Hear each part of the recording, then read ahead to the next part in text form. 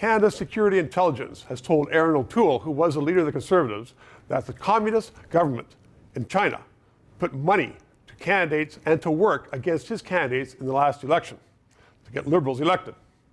Bill Blair was the Minister of Public Safety.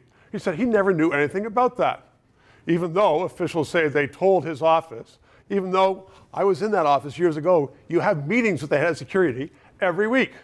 So what's going on? Well, Geoffrey Turner is a lawyer, and he's a political activist. And he joins me right now because I want to put the question to you.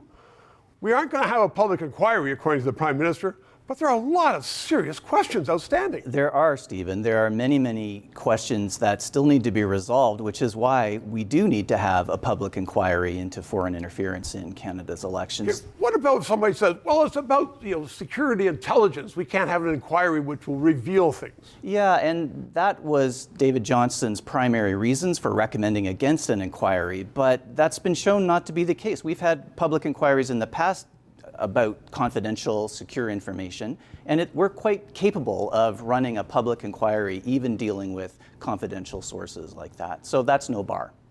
So we have one minister who I will say, clearly, in my view, is lying. I'll put those words here. He's lying.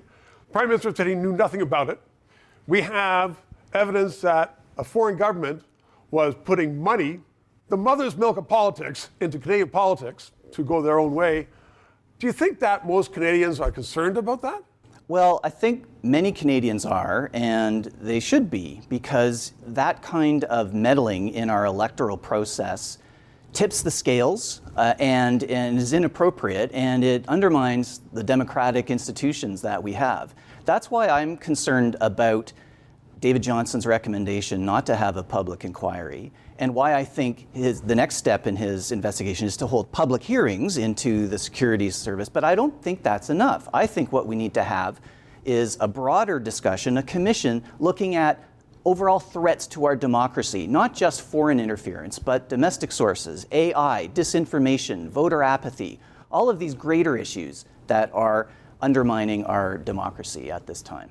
I hear you on that. A lot of people are watching this say, yeah, we're going to do that. Others are going to say, well, it's going to cost all those lawyers out there. It's going to cost millions and millions of dollars. And it will take time, but every time we have a public inquiry or commission of this nature, it helps support our institutions. That's part of the price of democracy. So yes, I'm concerned about the cost of it, but it's priceless to restore and defend our democratic institutions. And compared to what the government blows away sometimes just before lunch, it's probably not a big sum in the long I don't think sum. that cost of an inquiry should be the reason why we don't have it. I think that's just what we have to do. It's like when we have an election. Those are costly as well, but it's part of our democratic process. Well said. Geoffrey, thank you very, very much. 3 minutes.